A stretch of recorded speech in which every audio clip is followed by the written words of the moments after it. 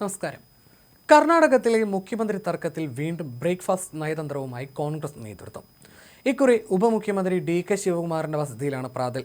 നാടൻ കോഴിക്കറി, ഇഡലിയും ദോശയും ഉപ്പുമാവും ഒപ്പം ആവി പറക്കുന്ന കാപ്പിയുമാണ് ശിവകുമാർ മുഖ്യമന്ത്രി സിദ്ധരാമയ്ക്കായി ഒരുക്കിയത്. ചൊവ്വാഴ്ച രാവിലെയോടെയാണ് സിദ്ധരാമയ്യ DK ശിവകുമാറിന്റെ വസതിയിൽ പ്രാതലിനെത്തിയത്.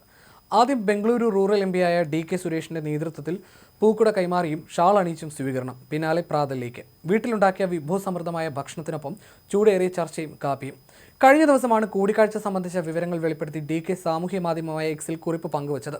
മുഖ്യമന്ത്രി വീട്ടിലേക്ക് പ്രാതലിന് ക്ഷണിച്ചിട്ടുണ്ടെന്നും ഇരുവരും ഒരുമിച്ച് ഒറ്റക്കെട്ടായി നീങ്ങുന്നത് ചർച്ച ചെയ്യാനും കർണാടകയിലെ ജനങ്ങൾക്ക് നൽകിയ വാഗ്ദാനങ്ങൾ പാലിക്കാൻ യോജിച്ചുള്ള ശ്രമങ്ങൾ അരക്കിട്ടുറപ്പിക്കാനാണ് ചർച്ചയെന്നും DK വ്യക്തമാക്കിയിരുന്നു.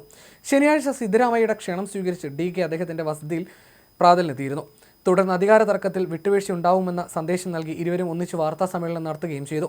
തങ്ങൾക്കിടയിൽ ഭിന്നതയില്ലെന്നും കർണാടകയുടെ ക്ഷേമമാണ് ലക്ഷ്യമെന്നുമായിരുന്നു പ്രതികരണം. അധികാരമാറ്റമടക്കം വിഷയങ്ങളിൽ ഹൈക്കമാൻഡിന്റെ നിർദ്ദേശങ്ങൾ അംഗീകരിക്കുമെന്നും ഇരുവരും വ്യക്തമാക്കി. ചൊവ്വാഴ്ച പ്രാതൽ ചർച്ചയ്ക്ക് ശേഷം ഇതേ വാക്കുകൾ സിദ്ധരാമയ്യ ആവർത്തിച്ചു.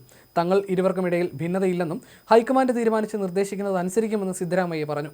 മാധ്യമങ്ങളെ കണ്ട ഇരുവരും നേതൃമാറ്റമടക്കം വിഷയങ്ങളിൽ ഹൈക്കമാൻഡ് തീരുമാനം അംഗീകരിക്കുമെന്നായിരുന്നു നിലപാട് പ്രഖ്യാപിച്ചത്. മുഖ്യമന്ത്രി പദത്തിനായി DK ശിവകുമാറും സിദ്ധരാമയ്യയും തമ്മിൽ വടംവലി കനക്കുന്നതിനിടെ സംസ്ഥാന ഭരണം അടിമുടി താളം തെറ്റിയതായി ആരോപിച്ച് BJP അടക്കം പ്രതിപക്ഷ കക്ഷികൾ രംഗത്തെത്തിയിരുന്നു. എന്നാൽ തിങ്കളാഴ്ച മാധ്യമങ്ങളോട് സംസാരിച്ച DK ശിവകുമാർ ഈ ആരോപണങ്ങളെ തള്ളി. സംസ്ഥാനത്ത് മുഖ്യമന്ത്രിയും ഉപമുഖ്യമന്ത്രിയും തമ്മിലുള്ള സ്വരച്ചേർച്ചയില്ലായ്മ അടിസ്ഥാനരഹിതമായ അടിസ്ഥാനരഹിതമായ ആരോപണങ്ങളാണെന്നും DK വ്യക്തമാക്കി.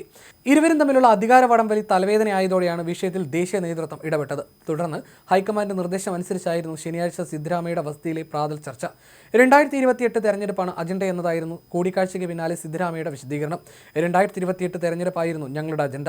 തദ്ദേശ തെരഞ്ഞെടുപ്പുകൾക്കും വലിയ പ്രാധാന്യമുണ്ട്. വരുന്ന തെരഞ്ഞെടുപ്പുകളിൽ കോൺഗ്രസിനെ ഭരണത്തിലേക്ക് തിരിച്ചെത്തിക്കുന്നതാണ് ചർച്ചയായതെന്നും അദ്ദേഹം വിശദീകരിച്ചു. ഒന്നിച്ച് മുന്നോട്ട് പോകാൻ ഞങ്ങൾ തമ്മിൽ ധാരണയായി. ഞങ്ങൾക്കിടയിൽ അഭിപ്രായ വ്യത്യാസങ്ങളൊന്നും നിലവിലില്ല, ഭാവിയിൽ ഉണ്ടാവുകയില്ലെന്നും സിദ്ധരാമയ്യ പറഞ്ഞിരുന്നു. പിന്നീട് സാമൂഹ്യ മാധ്യമത്തിൽ DK ശിവകുമാറും ഈ നിലപാടുകൾ ആവർത്തിക്കുകയായിരുന്നു.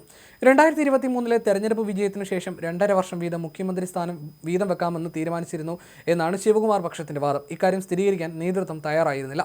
നിലവിൽ സിദ്ധരാമയ്യ 2.5 വർഷം പൂർത്തിയായ സാഹചര്യത്തിൽ മാറി തനിക്ക് മുഖ്യമന്ത്രി പദം നൽകണമെന്നാണ് ശിവകുമാർ ആവശ്യപ്പെട്ടിരുന്നത്. എന്നാൽ ഇരുവർക്കുമിടയിൽ അധികാര കൈമാറ്റം അടക്കം വിഷയങ്ങളിൽ ഒത്തുതീർപ്പ് ഫോർമുലകൾ ഇനിയും അന്തിമമായിട്ടില്ലെന്നാണ് രാഷ്ട്രീയ കേന്ദ്രങ്ങൾ സൂചിപ്പിക്കുന്നത്. പടിപടിയായി DK ശിവകുമാറിനെ ഉയർന്ന പദവികളിൽ എത്തിക്കാൻ ധാരണയായി എന്നാണ് നിലവിൽ ഇത് സംബന്ധിച്ച് പുറത്തു വരുന്ന വിവരങ്ങൾ.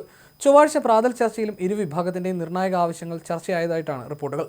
വരും ദിവസങ്ങളിൽ കൂടുതൽ ചർച്ചകളിലൂടെ പ്രശ്നം രമ്യമായി പരിഹരിക്കാനുള്ള ശ്രമം തുടരാനാണ് ഇരുവരോടും ഹൈക്കമാൻഡ് ആവശ്യപ്പെട്ടിരിക്കുന്നത്.